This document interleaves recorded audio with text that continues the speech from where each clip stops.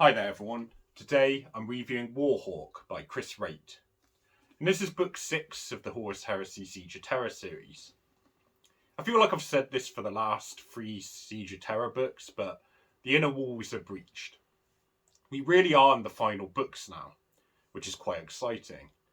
Wraight, who is the main author of the Space Walls and the White Scars amongst other factions, pens this one, which I think bodes well. I think he's got a great track record, and I think he's possibly a little underrated, actually. So in this book, it's a similar mix of characters. Although pitched as the White Scars versus the Death Guard, the Khan versus Mortarion, there's more plots and duels here.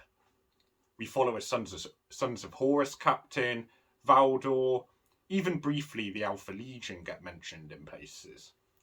The crew of a Leman Russ battle tank. It all comes to a head, weaving these narratives that have occurred, often over several books if not more. Some of the longer character and narrative arcs see us encounter Khan, not the White Scar Primarch, but the Cornate Khan, Sigismund, Basilio Foe, who's one of my favourites, Ol, and John Grammaticus. I still believe that the breadth of Siege of Terra has been too broad, in my opinion. Rather than giving the chance to focus on a particular set of characters or a single story, I think it's really dilutes some of the quality of what's going on and makes it a little hard to follow sometimes. I will say it felt less noticeable in Warhawk than some of the other books, but it does remain an aspect to consider. Warhawk stood out in other areas too. A couple of early chapters set the scene well, introducing a few key characters and detailing the scope of the battle. I really enjoyed some of Wraight's descriptions. I remember at least one description of the inferno caused by the battle in chapter 4 that was really great. The quality of this scene setting has varied through the Siege of Terra series, but it was done quite well here. And the book does show that what is familiar could still be exciting. Naran Batar battling an intimidating demon was quite memorable.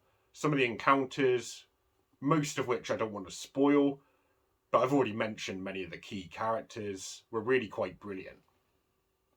Some of the new introductions were good too. Casca and the crew of the Leman Russ were an interesting standpoint, slightly different from the usual.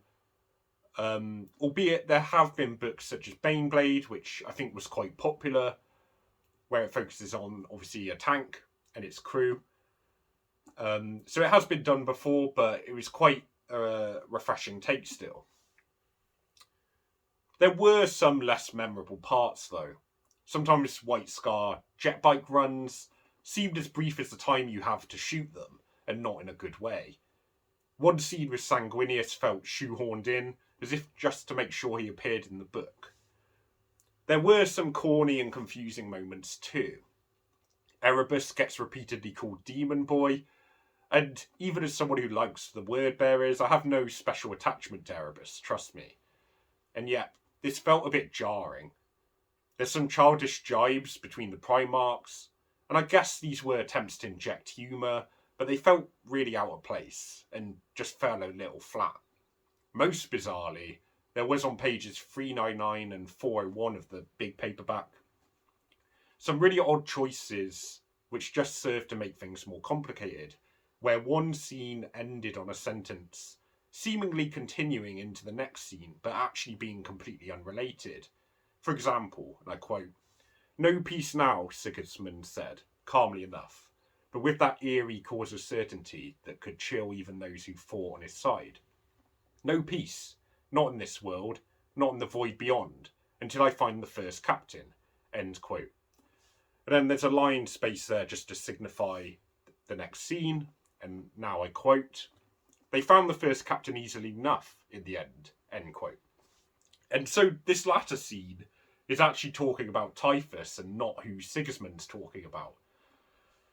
A similar incongruence can be found on page 401, which I won't quote, but I guess this was an attempt to make some kind of flow, but it actually just serves to confuse the reader. It's really bizarre choices there, which also I think an editor should have picked up. The action is described well, despite this mixed bag, and I often like Chris Wraight's plot structure. One clash of two particularly martial warriors is left on a cliffhanger at the end of one chapter, which works quite well. Or when a Night Lord captures his prey, you begin to rip through the paragraphs, as you know all will not be as it seems. The tension is sometimes well achieved due to these well-organised seeds and plot developments, even if, as I said earlier, there's perhaps too many different little threads to follow. There is one particularly cool quote, which I will quote now. "You exist in several futures," the traitor told him, in a voice that was neither angry nor sinister, but just empty, as if its soul had been harrowed to the bone by the things it had done. End quote. And throughout the book, it takes a while for much gravitas to be felt from all of these smaller plot developments. When the battles between the White Scars and the Death Guard, Sigismund and the foe, reach their apogee, the book really does start to excel. In the aftermath of all the death, the book conveys a deep sadness, a change amongst the associated legions. But it just takes about 350 pages to get to this point. And here there is a sense of gravitas, sadness, and more. And you care about the characters and what's going on. If the whole book was like this, it would score even higher. And I think this apogee is achieved by how well Wraight writes the White Scars. It really was a match made in heaven, pun intended, with their feeling unique, honourable, passionate, and skillful. The books he writes on them are consistently enjoyable. Similarly, the Death Guard were written well too, with an implacability and clear change from being honourable and loyal to dispassionate and disconnected liars. That's the thing about this book. The White Scars are written brilliantly, and the parallels and contrasts with the Death Guard are excellent, but the book doesn't always maintain this level throughout.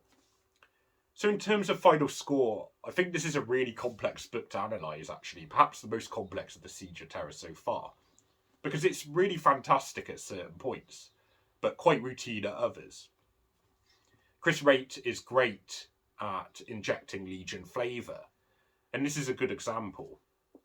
But we have the same old problem of too much warm-up just to ensure cameos appear. It really does get good at about 350 pages in, and it would be a truly brilliant book if it maintained that quality throughout. And I think also part of the problem is the whole structure of lots of small plots being a decision for the Siege of Terra series. Having said that, the small bursts of action, the imagery, and interactions are still fun and engaging in this one. It's a good book, competitive, and possibly the best 8 out of 10 rating I'm going to give. But this one still suffers more from those wider decisions. The fact it excels so much at certain moments and frustrates, albeit less frequently, means it still manages to score an 8 out of 10. So, really good read, but it does have its flaws. But I really enjoyed this one. I'm going to be reviewing all the Siege of Terra books, so like and subscribe for that. Thanks for listening.